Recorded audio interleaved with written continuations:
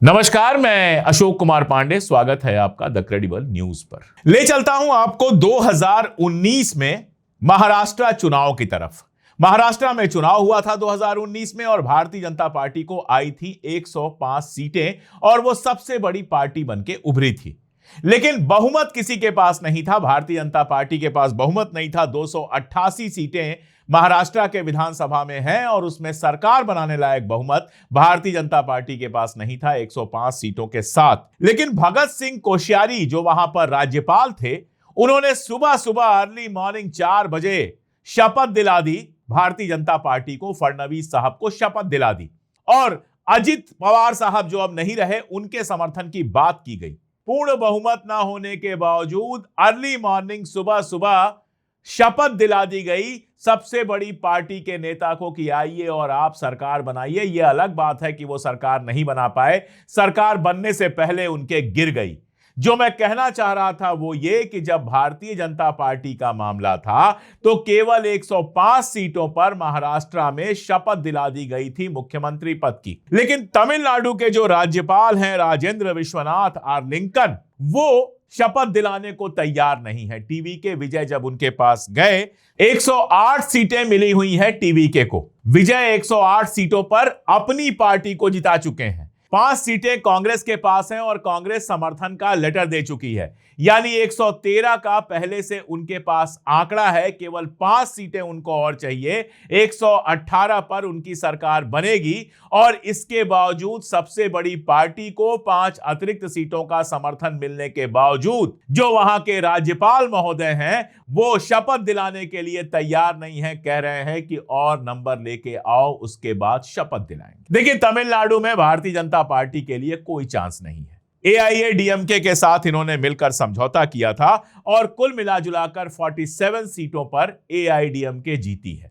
तो भारतीय जनता पार्टी की सरकार बनने का वहां पर कहीं कोई दूर दूर तक चांस नहीं है। लेकिन भारतीय जनता पार्टी उसके बाद भी एक के बाद एक खेल खेलती चली जा रही। पहले कल गोदी मीडिया से यह प्रचार करवाया गया कि एआईएडीएमके और डीएमके मिलकर सरकार बना लेंगे। यह ऐसे ही है जैसे कहा जाए कि भारतीय जनता पार्टी और कांग्रेस मिलकर सरकार बना लेंगी। 1964 के बाद से तमिलनाडु के अंदर जो कंपटीशन, चुनावी जो राजनीति है, वो डीएमके और एआईडीएमके के बीच में चली है। कभी एआईएडीएमके की सरकार आती है, कभी डीएमके की सरकार आती है। दोनों द्रविड़ पार्टियां हैं, द्रविड़ मूवमेंट से निकली हुई हैं, लेकिन दोनों के बीच में तकरीबन जानी दुश्मनी जैसा आंकड़ा रहा है। एक सत्ता में आता है, दूसरे को गिरफ्तार करवाता है, दूसरा सत्ता में आता है, पहले को गिरफ्तार करवाता है। खास तौर पर जब करुणानिधि साहब थे, जो स्टालिन साहब के बाप थे, फादर थे, जब वो थे और सामने जयललिता थी, तो जिस तरह का कंपटीशन, जिस तरह का दुश्मनाना रुख इन लोगों के बीच में देखा गया था, वो मेरी उम्र के सारे लोगों को याद होगा। उसके बाद यह सोचना कि एआईएडीएमके और डीएमके मिलकर सरकार बना लेगी, अपने आप में बेहद आश्चर्यजनक था, अपने आप में भरोसा करने लायक चीज नहीं थी। इसलिए कल जब खबर आई तो मैंने कहा थोड़ा इंतजार कर लेते हैं कि इसके पीछे का सच क्या है। उसके बाद स्टालिन का बयान आता है और स्टालिन कहते हैं कि इस तरह की खबरों का कोई मतलब नहीं है और अगले 6 महीने तक हम टीवीके की सरकार को किसी भी तरह से परेशान नहीं करेंगे। यानी जो उन्हें करना चाहिए, सरकार में थे, चुनाव हार गए, और जो उनको करना चाहिए कि अब हम एक विपक्ष की, एक जिम्मेदार विपक्ष की भूमिका निभाएंगे। हम विपक्ष में बैठेंगे और 6 महीने का टाइम देंगे सरकार को। 6 महीने सरकार काम करे, क्या काम करने वाली है वो बताए। 6 महीने तक हम ज्यादा सवाल नहीं पूछेंगे। 6 महीने बाद एक विपक्ष की तरह हम सवाल पूछना शुरू करेंगे। ये कहा डीएमके के लीडर स्टालिन ने। एक्स जो वहां के चीफ मिनिस्टर हैं, उन्होंने यह बात कही कि हम कहीं से टीवीके को परेशान नहीं करेंगे अगले 6 महीनों तक। इसका मानी बिल्कुल साफ है कि वो एआईडीएमके के साथ, एआईएडीएमके के साथ या किसी और के साथ, कोई और तो है ही नहीं, सरकार बनाने के खेल में शामिल नहीं हो रहे हैं। इसका मतलब यह है कि भारतीय जनता पार्टी का, बीजेपी का, नरेंद्र मोदी और अमित शाह का जो खेल है, उस खेल में वो शामिल नहीं हो रहे हैं। ये बात वहीं पे क्लियर हो गई। उसके बाद खबर यह आती है कि विजय के खिलाफ कोई इनकम टैक्स का मामला है, उसको खोला जा रहा है। फिर खबर यह आती है कि सुरक्षा हटा ली गई, सिक्योरिटी हटा ली गई। फिर खबर यह आती है कि जो मेटल डिटेक्टर्स उनके घर के बाहर लगे थे, उन मेटल डिटेक्टर्स को हटाया जा रहा है। ये सब क्या है? ये सब बेसिकली उनके ऊपर प्रेशर बनाया जा रहा है कि एआईएडीएमके से समझौता करो, भारतीय जनता पार्टी के खेमे में आओ और मौज करो, तुम कांग्रेस के साथ क्यों जा रहे हो। अब अगर विजय की पार्टी जो टीवीके है, अगर उसकी पूरी जर्नी देखें तो कई सारे ऐसे बयान हैं जिससे समझ में आता है कि वो बीजेपी के साथ नहीं जाना चाहते। उनका एक बयान है जिसमें उन्होंने कहा कि हम डीएमके के तो पॉलिटिकल विरोधी हैं, डीएमके जो पार्टी है उसके हम पॉलिटिकल विरोधी हैं, यानी उससे जो हमारा विरोध है वो पॉलिटिकल है, राजनैतिक है। लेकिन भारतीय जनता पार्टी से हमारा जो विरोध है वो आइडियोलॉजिकल है, विचारधारा का विरोध है, सोच ही हमारा अलग है। उनका सोच जो है वो सांप्रदायिकता का है, हिंदू मुसलमान करने का सोच है, लेकिन टीवीके का जो सोच है वो हिंदू मुसलमान का नहीं है। ये बात मैं नहीं कह रहा, मैं ऐसा कोई सर्टिफिकेट भी नहीं दे रहा। ये बात चुनाव के दौरान विजय ने बार बार कही है कि भारतीय जनता पार्टी से जो हमारा विरोध है, उनकी जो हमारी मुखालिफत है वो आइडियोलॉजी पे बेस्ड है, विचारधारा पर आधारित है। ये वो कह चुके हैं। चुनाव जीतने के तुरंत बाद उनके फादर साहब का बयान आया था, उनके पिता का बयान आया था, जिसमें उन्होंने कहा था कि कांग्रेस हमारी सबसे नेचुरल अलायंस पार्टनर है, यानी हमारी विचारधारा कांग्रेस जैसी है, कांग्रेस के साथ हम बिल्कुल पार्टनर हो सकते हैं। ये भी आप जानते हैं कि चुनाव के पहले उन्होंने कांग्रेस को साथ आने के लिए कहा था, ज्यादा सीटें देने के लिए कहा था, और यह भी कहा था कि जब लोकसभा का इलेक्शन होगा तो आधी आधी सीटें बांटी जाएंगी। और कहा यह जा रहा है लगातार कि राहुल गांधी चाहते थे टीवीके के साथ जाना। इसके पहले भी विजय की फिल्म जो आई थी जननायकन, जिसके ऊपर बैन लगा दिया गया था, रोक लगा दी गई थी, तो उसके खिलाफ राहुल गांधी ने ट्वीट किया था। तो राहुल गांधी के बताया जाता है विजय के साथ अच्छे रिश्ते हैं। जाहिर है बिल्कुल कि कहीं से भी विजय और भारतीय जनता पार्टी का, टीवीके और भारतीय जनता पार्टी का कोई कॉम्बिनेशन बनता नहीं है, लेकिन केंद्र में सत्ता में है, ईडी है इनके पास, सीबीआई है इनके पास, इनकम टैक्स है इनके पास, दुनिया भर की चीजें हैं, पुलिस है, अभी आर्मी है, सब कुछ है। तो किसी तरह से विजय के ऊपर दबाव बनाना चाहते हैं कि वो कांग्रेस का साथ छोड़कर भारतीय जनता पार्टी के साथ आ जाए। हालांकि भारतीय जनता पार्टी के पास कुछ नहीं है वहां पर, लेकिन भारतीय जनता पार्टी के कहने पर एआईएडीएमके उनको समर्थन दे सकती है और सरकार बन सकती है, और यही कोशिश लगातार जारी है। देखना यह है कि विजय कितना झुकते हैं या नहीं झुकते हैं। अब अगर इतिहास को थोड़ा देख ले, फिर बाकी बातों पर करेंगे। कमल हासन का भी एक बड़ा इंपॉर्टेंट बयान आया है, उस पर भी बात करूंगा, लेकिन थोड़ा सा इतिहास देख लें, थोड़ी सी रिवायत देख लें कि हमारी डेमोक्रेसी में क्या रिवायत रही है। हमारी जो जमहूरियत है यहां पर, जो यहां एस्टेब्लिश की है हमने हिंदुस्तान के अंदर जमहूरियत, उसमें हमारी रिवायत क्या रही है, हमारा ट्रेडिशन क्या रहा है, हमारी परंपरा क्या रही है, उसको समझना बहुत जरूरी है। शुरुआत करता हूं 1952 से। 1952 में मद्रास, तब मद्रास हुआ करता था, मद्रास स्टेट का नाम था। मद्रास में जब विधानसभा चुनाव हुए थे, कांग्रेस ने 321 में से 155 सीटें जीती थी, और इस तरह से वो सबसे बड़ी पार्टी बनी थी। और जब वो सबसे बड़ी पार्टी बनी थी तो उसके पास पूर्ण बहुमत नहीं था सरकार बनाने के लिए। इसके बावजूद राज्यपाल जो उस जमाने में थे, श्री प्रकाश, उन्होंने कांग्रेस को गवर्नमेंट बनाने के लिए बुलाया। 1967 में यही दोहराया गया राजस्थान में, जब कांग्रेस सबसे बड़ी पार्टी बनी लेकिन उसके पास सरकार बनाने लायक बहुमत नहीं था, तो सबसे बड़ी पार्टी होने के आधार पर उसको बुलाया गया था सरकार बनाने के लिए। अब ये तो दो बातें हो गई कांग्रेस की। भारतीय जनता पार्टी को भी इसका फायदा मिला है, और तब मिला है जब भारतीय जनता पार्टी के गवर्नर या राष्ट्रपति नहीं थे। सुनिए आप, 1996 में लोकसभा चुनाव होता है, और लोकसभा चुनाव में किसी को भी बहुमत नहीं मिलता है। राष्ट्रपति थे शंकर दयाल शर्मा। अब शंकर दयाल शर्मा साहब खानदानी कांग्रेसी आदमी थे, और कांग्रेस ने ही उनको राष्ट्रपति बनाया था।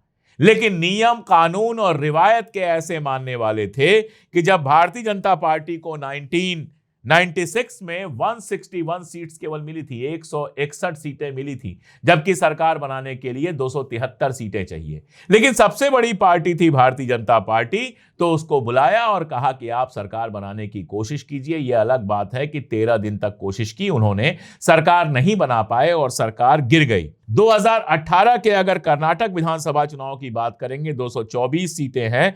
किसी पार्टी को पूर्ण बहुमत नहीं मिला था। बीजेपी को सबसे ज्यादा 104 सीटें मिली थीं और बीजेपी को बुलाया गया था, भारतीय जनता पार्टी के नेता बीएस येदियुरप्पा को बुलाया गया था कि आइए आप सरकार बनाइए। वहां भी यही हुआ था कि शपथ तो उन्होंने ले ली, लेकिन सरकार नहीं बना पाए, बहुमत नहीं जुटा पाए, तो 15 दिन में सरकार गिर गई। महाराष्ट्र का किस्सा मैंने आपको सुनाया है, इसके अलावा भी कई सारे किस्से हैं, गोवा के किस्से हैं और भी कई जगहों का किस्से हैं कि जो सबसे बड़ी पार्टी होती है उसको बुलाया जाता है, शपथ दिलवाई जाती है, उससे कहा जाता है कि आप सरकार बनाइए, शपथ लेने की बात की जाती है। वो पार्टी खुद मना कर दे तो बात दूसरी है, अदरवाइज उस पार्टी का नेता शपथ लेता है, कोशिश करता है और फिर विधानसभा के अंदर या लोकसभा के अंदर अपना मेजॉरिटी अपनी जो होती है उसको एस्टैब्लिश करता है। अगर मेजॉरिटी वो साबित कर देता है तो उसकी सरकार बनती है। ये जो एक रिवायत है हमारी जमहूरियत की, इस रिवायत को दरकिनार किया जा रहा है तमिलनाडु में। और ये नई बात नहीं है। भारतीय जनता पार्टी ने जिन लोगों को गवर्नर बनाकर बिठाया है वो ऐसी सारी रिवायतों को लगातार धता बताते रहते हैं। तो वहां के जो राज्यपाल हैं राजेंद्र विश्वनाथ अरलिंकन, वो भी यही काम कर रहे हैं। लेकिन तमिलनाडु के अंदर एक बात बिल्कुल क्लियर है कि भले पूर्ण बहुमत ना मिला हो, 8 या 10 सीटें कम रह गई हो, लेकिन वहां की जनता ने बिल्कुल साफ कहा है कि कौन उसका लीडर होना चाहिए। वहां की जनता ने टीवीके को चुना है, इस बात में किसी को कोई दो राय नहीं है। कमल हासन साहब जो बड़े फिल्म स्टार हैं, हिंदी वाले भी उनको जानते हैं और अब पॉलिटिक्स में भी हैं, उनका भी एक बयान आया है और लंबा बयान आया है ट्विटर पर। इस बयान में 2-3 बातें उन्होंने बिल्कुल साफ कही हैं और सारी बातों को एक साथ मिला दें तो एक बात बिल्कुल साफ कही है कि टीवीके को सरकार बनाने का मौका मिलना चाहिए क्योंकि वो सबसे बड़ी पार्टी है। ये कमल हासन साहब वहां पर कह रहे हैं जो टीवीके के पार्टनर नहीं है। कोई भी किसी भी आप इंडिपेंडेंट आदमी से जो किसी पार्टी का ना हो, उससे अगर आप पूछेंगे तो वो यही कहेगा कि हिंदुस्तानी जमहूरियत में ये एक रिवायत है कि अगर पूर्ण बहुमत ना मिले तो जो सबसे बड़ी पार्टी होती है उसको बुलाया जाता है सरकार बनाने के लिए कि आइए आप सरकार बनाइए। और यहां टीवीके को कांग्रेस के 5 विधायकों का समर्थन भी मिल चुका है, फिर भी राज्यपाल आनाकानी कर रहे हैं तो आप समझ सकते हैं। और इसके अलावा जो इनकम टैक्स का खेल हो रहा है, सिक्योरिटी हटाने का खेल हो रहा है, वो सब तो आप देख ही रहे हैं। तो आप समझ सकते हैं कि इतनी प्रचंड सत्ता के बावजूद बंगाल में जीते, आसाम में जीते, पूरे देश में, नॉर्थ इंडिया में अगर आप देखें तो पूरे नॉर्थ इंडिया पे कब्जा है उनका, लेकिन फिर भी एक ऐसे स्टेट में जहां भारतीय जनता पार्टी को कोई सफलता नहीं मिली है, वहां भी किसी तरह से दबाव से सत्ता के अंदर घुसना चाहती है भारतीय जनता पार्टी। राजनीति जो करते हैं उनको सत्ता बहुत प्यारी होती है, लेकिन सत्ता इतनी भी प्यारी नहीं होनी चाहिए कि सारे नियम कानून को खत्म कर दिया जाए। होना क्या चाहिए? होना तो यह चाहिए कि टीवीके जो सबसे बड़ी पार्टी है, जिसको कांग्रेस ने 5 लोगों के साथ, 5 विधायकों के साथ समर्थन दिया है, उसको सरकार बनाने के लिए बुलाया जाए। बहुत मुमकिन है कि कम्युनिस्ट पार्टियां और दूसरी छोटी पार्टियां जो वहां पर हैं वो टीवीके को आगे जाकर समर्थन दे दे और वहां सरकार बने। और अगर नहीं बना पाएंगे, मान लो सरकार नहीं बना पाते हैं, बहुमत नहीं साबित कर पाते हैं, तो गिर जाएगी सरकार। और जब सरकार गिर जाएगी, जो दूसरी सबसे बड़ी पार्टी है उसको बुलाया जाए, कोई रास्ता तो निकाला जाए ना। लेकिन यहां तो राज्यपाल साहब बजिद है शायद कि बस टीवीके कैसे भी हार मान ले और कहें ठीक है, हम बीजेपी प्लस AIADMK के साथ सरकार बनाने को तैयार हैं, कांग्रेस से हम अलग हो जाएंगे और टीवीके साहब को गद्दी पे बिठा दिया जाए। ये शायद पूरी प्लानिंग है। अब टीवीके झुकते हैं और AIADMK के साथ जाते हैं, ये देखना होगा। यहां पर एक और चीज है, कम्युनिस्ट पार्टियां और दूसरी जो सेकुलर पार्टियां वहां पर हैं, जैसे CPI के पास 2 सीट है, IUML के पास 2 सीट है, बेहतर ये हो कि और दूसरी भी सीटें हैं जैसे VCK है, PMK है, अगर ये सब शामिल होते हैं टीवीके के साथ, तभी भारतीय जनता पार्टी को दूर रख सकते हैं। अगर ये फेंस पे खड़े होकर सिर्फ तमाशा देखते रहेंगे तो भारतीय जनता पार्टी कहीं ना कहीं से सत्ता में घुसने का रास्ता बना लेगी। तो जो वहां सेकुलर पार्टियां हैं उनके सामने भी चुनौती है कि वो क्या चुपचाप भारतीय जनता पार्टी को सत्ता में आने देंगी या आगे बढ़कर टीवीके प्लस कांग्रेस को समर्थन देंगी ताकि टीवीके जल्दी से जल्दी सरकार बना सकें। एक बार वो सरकार बना लेंगे तो फिर सेंट्रल का जो दबाव है उसको झेलना भी आसान हो जाएगा। इसलिए इन पार्टियों के सामने भी सवाल है कि ठीक है, आप DMK की पार्टनर रहीं, DMK खुद कह रही है कि हम सत्ता में नहीं आएंगे, हम सत्ता में आने के लिए कोई कोशिश नहीं करेंगे, तो बेहतर है कि टीवीके को समर्थन दिया जाए, भले ये मुद्दों के आधार पर हो, शर्त के साथ हो, जो भी हो, लेकिन समर्थन दिया जाए और वहां पर एक गैर बीजेपी सरकार बनाई जाए, यही बेहतर होगा। लोकतंत्र के लिए, तमिलनाडु का जो जनादेश आया है उसके सम्मान के लिए और देश के लिए भी। लेकिन अब पार्टियां हैं, हम कुछ और सोचते हैं, पार्टियां कुछ और सोचती हैं। हमें लगता है विचारधारा बड़ी चीज है, पार्टियों को कई और चीजें अच्छी लगती हैं। जाते जाते एक बात बता दूं, कल बहुत ज्यादा बात हो रही थी ट्विटर पर विचारधारा की, तो मैंने यूं ही कहा कि शायद ही कोई ऐसी पार्टी है इंडिया गठबंधन में जो कभी भारतीय जनता पार्टी के साथ नहीं गई है।